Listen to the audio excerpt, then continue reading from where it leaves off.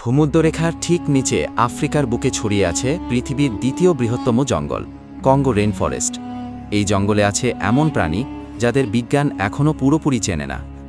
চলুন ঘুরে আসি এই ভয়ানক জঙ্গলের ভেতর থেকে। কিন্তু সেটা জানার আগে এই ছোট্ট বিড়ালটিকে কিউট মনে হলে ভিডিওতে লাইক দিয়ে চ্যানেলটি সাবস্ক্রাইব করুন, আর কমেন্টে বলে যাবেন আপনি হিন্দু নাকি মুসলিম।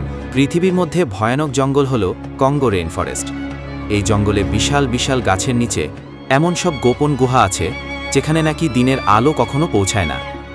সেখানে দেখা গেছে দৈত্যাকার সাপ, যাদের দৈর্ঘ্য 50 ফুটেরও বেশি, যাকে স্থানীয়রা বলে মোকেলে মোবেনবে, এক রহস্যময় ডাইনোসরের মতো প্রাণী। আর এই জঙ্গলে হারিয়ে গেছে শত শত মানুষ, তাদের কেউই আর ফিরে আসেনি। কেউ বলে জঙ্গলের ভেতরে গোপন এক উপজাতি আছে যারা বাইরের মানুষদের হত্যা করে।